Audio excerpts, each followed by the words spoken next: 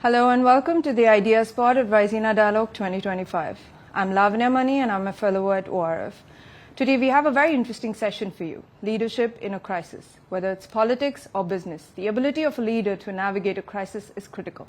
We've seen many crises unfold in recent years, whether it's COVID pandemic, political upheavals, economic instabilities, wars, or climate disasters. These moments not only test our systems, but the ability of our leaders to help us through these difficult times, because the consequences are immense. Today, I have with me Dr. Jemma King, who's a research fellow at the University of Queensland, who's also the external advisor to McKinsey Australia and the founder of BPA. Thank you, Jemma, for joining us today. Thank you so much for having me. It's a pleasure to be here in India, my first time. Thank you. So we can jump right into the main question, which is what are the essential traits in an effective leader in a time of crisis? Yeah, this is a really good question, and I've had the privilege of working with many leaders in crises or high stress environments, be that military or, people leading teams into the Olympic Games or CEOs from global organisations. And when I look at, there are some three distinct characteristics which I feel are critical for good leadership.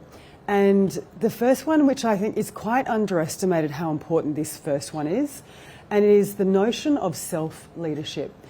In order to lead others, you must first lead yourself. So this is understanding what we call psychophysiology. So this is how your brain and your body interact under pressure, and therefore changes your behaviour, your perceptions, how people perceive you, and your decision making. And so what we really want in a leader in crisis is someone who has emotional stability and who is consistent. You don't want inconsistencies or unreliability. You're actually better off being an ill-tempered, consistent leader rather than, unpredictable. And so in order to have the ability to lead yourself, you must pay attention to things like your sleep, how you eat, how you interact with others, who is in your inner circle, are they trusted? And then you can have some kind of emotional stability. And that creates poise, and therefore people who see you, they want to follow you, they want to be like you, and they trust you. So that comes to my second point, is the notion of benevolence. So people will go and work really hard and act and go that further mile if they can see that that leader genuinely and deeply cares about them as a person. And in order to do this, you have to create something called psychological safety. And we know that this is one of the the most important factors of high-performing teams. It's literally, just group trust. And there are certain preconditions, necessary preconditions, that you must have in order to create psychological safety within your team. And it's kind of counterintuitive, but you have to have conflict. But the type of conflict is very important. In order to maintain trust, and so people know that you benevolently care about them, the conflict must be around tasks. So that's how you can disagree without being disagreeable, as opposed to personal conflict, which is, disagreeing and being disagreeable. Because people cannot truly trust you unless they know how you fight. You could be completely loco, right? So actually conflict is very important in fostering trust, psychological safety, and that people know that you care about them. Because if you have conflict with them with their tasks, you say, I am telling you this because you need to know how to do this in the future. You create a future belonging indicator that you are part of us, you're part of the team, I care about your future. And so that's how you can moderate difficult conflict around tasks. The last one is very important. I think everyone knows a leader has to be smart. You have to have an ability to understand the complexity of the environment that you're working in. And I think what's really important is leaders have to introduce a notion called contributory dissent. So you have to ask those in your echo chamber, why am I wrong? Why is this a different perspective from those people. And you actually have to listen to people who do not agree with you and respect people's perspectives. And you have to have the cognitive flexibility to be able to hold potentially two disparate concepts together in the one skull and not be conflicted by it. Intellectual curiosity, intellectual humility. Leaders these days can never expect to know everything. The technological advances are so extreme that as a leader you have to have the humility to say, I don't know who in my team knows about this. And we know there's been many catastrophes where leaders have had this high power distance and their subordinates have been too frightened to speak up to them. So yeah, those are my three ones: self-leadership, benevolence and ability. So you made a great point about group trust. Yeah. Now, if we have to extrapolate this to a political setup, the audience that political leaders cater to is vast and uncontrolled.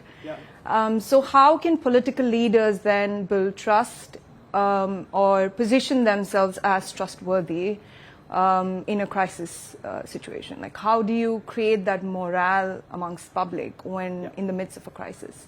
Yeah, so the notion of morale is really important. I think this is one of the primary objectives of good leadership, is to get people to do hard things in hard situations that they may not necessarily want to do.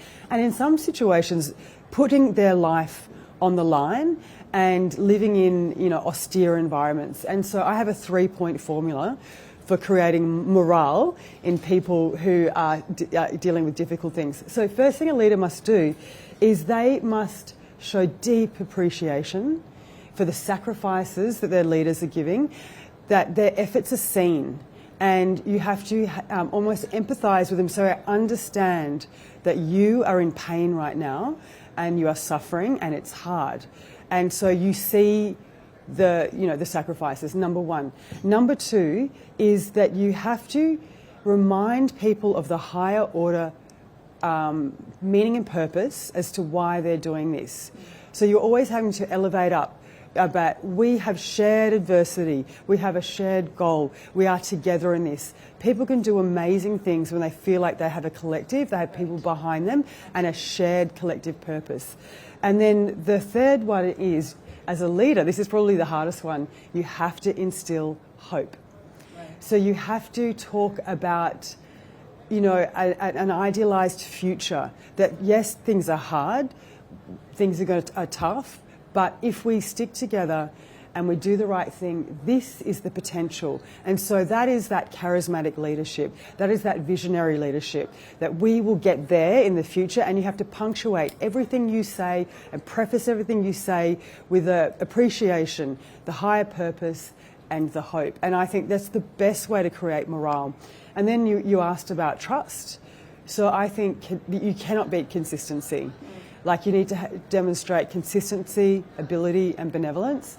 And I think what a lot of leaders do when they're in high octane, intense environments with people who may be quite hostile, they believe that they should come in sounding very competent and give the facts and the data, and I do this and I know this, where actually what people want is warmth.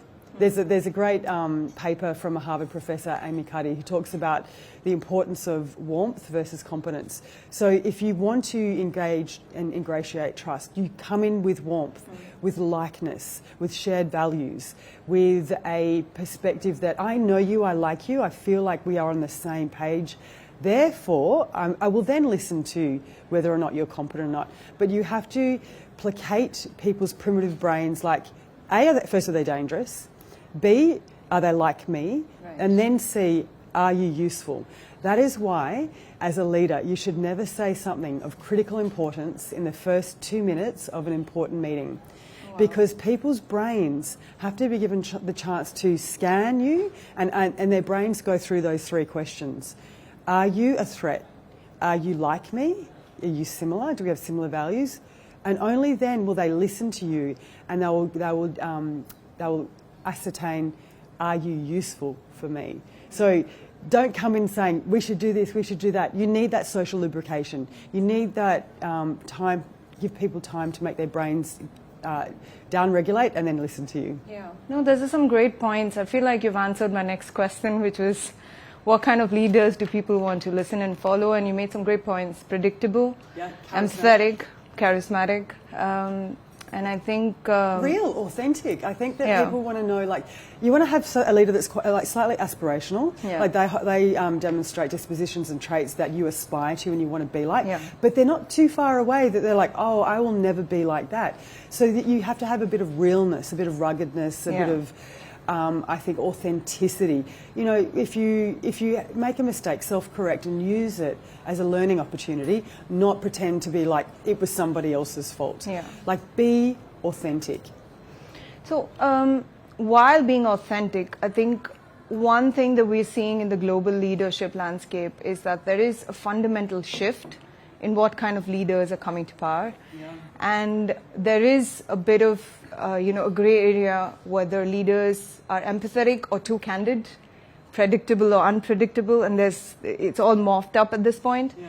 So how do you perceive this fundamental shift? Do you see that a different kind of leaders are now appealing to audiences and therefore they're coming to power? Why is that happening? What do you think about it? Yeah, I think there's like the pendulum swung. Where there was that more of that, servant, empathetic leadership, and there's been a bit of a swing towards like a strongman leadership. I think it's very contextual. Like this works in some areas that there's a necessity for strong, hard decisions to be made. There is so much uncertainty. There's a lot of danger out there for many nations. But I think what a great leader does is oscillates their leadership style in conjunction with the situation that faces them. So, for instance, if you are in a situation where you need to be a directive, authoritative leadership because you don't have time to be consultative. So, for example, say we're at this conference and then we hear that somebody has Ebola. Right? You need an authoritative, decisive leader that will shut down and make the hard decisions immediately. Where, on the other hand, if you hear that there's Ebola in a distant nation, you then can have a different type of leadership style, consultative, deliberative. You think about all the different possibilities. And so, a really good leader is the leader that can go from here to here, and then know that their followers will trust that they are choosing the correct leadership style for that moment. So I think you need to be incredibly flexible as a leader. You can't just be one way because you'll disenfranchise a lot of people. There's so much disparity because of the advent of social media. Yeah. You have no idea someone's political orientation. Like all of the typical lines of like, you see this person, they went to that school, they are from that socioeconomic background, they're that religion, they look like this, therefore they must think this. That's gone, right? We have no idea. You can probably look at their algorithm on their phone and probably ascertain what their political orientation is. But without doing that, we don't know who you are leading anymore. Yeah. So you made a very interesting point about social media and how leaders are perceived because of social media. And there are two kinds of views that people tend to have. One is, hey, leaders are more accessible today, and I know what to make of certain leaders' tweets. But how do you? And the other views, of course, that leaders can rant sometimes on social media. So how seriously do we take these words? It is so murky. Yeah. The misinformation, the disinformation that's being propagated on social media. AI-generated videos. It's terrifying. I think there needs to be something has to be done about AI, and that the concept of truth is gone. There is no truth anymore. We only have consensus. So what we know is that leaders these days, that what will win the war, win the hearts and minds of people, is that they can convince people listening that their version of the truth is more true than that other person's version of the truth, right? Truth no longer exists. And so this is why, I think this is incredibly important, and people are not talking about this enough. But all leaders should be asking themselves the question, what should we be doing? What should we be training, fostering and looking at when the marginal cost of IQ is dropping to zero. From a 4-star general to a street sweeper, you can have AI, generated information at your fingertips. The ability to have incredibly intelligent agents with IQs over 400 at your fingertips means that the competitive advantage of having a PhD or having a professor or having this knowledge is gone. Yeah. So what's left? What is left for us? What is left for leaders? What should we be doing? Yeah. And I believe we should be putting a lot of investment in the human factors, social dynamics, emotional intelligence, because those things, AI is not so good at it's catching up. Yeah. And so we need those soft skills. I don't know why they're called soft skills, because they're quite hard for some men, particularly. But we need those soft skills more than ever to create relationships, to create bonds between nations, to understand people's, perspectives, what motivates them. These are the human skills that we need to be fostering, because intelligence is now free. Yeah. And we need friends, we need alliances, we need psychological safety. And when you think about, really, when you break down what is really going on in the world, we have a nation state against a nation state. You have a military against a military. You have a general, a leader against a leader. But what we really do have is a very primitive human neuron banging up against another very primitive human neuron, right? When you strip everything away, that's all it is. It's a human against a human. Yeah. So what are the skills that we need to foster and develop? Yeah. Emotional intelligence is key. That's the only thing that's going to get us through, I think. Yeah, absolutely. Just to wrap it up, how do you, I know you highlighted EQ as a critical factor, and I think that's much needed in leaders today. But how do you see leadership play out in the coming years? How do you think global leadership is going to shape up? Yeah, I think it's going to be relation-based. And I think leaders really need to look at what is the amount of trust, who is advising them, can you trust them, are they in an echo chamber, are they getting sufficient information? And I think, psychological safety and trust and contributory dissent is important. So, for instance, I was speaking to a person who was doing research with a thoracic surgeon.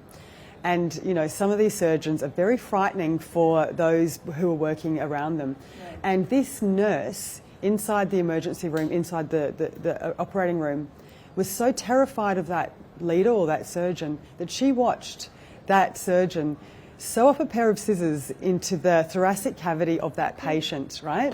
So I use this as an analogy.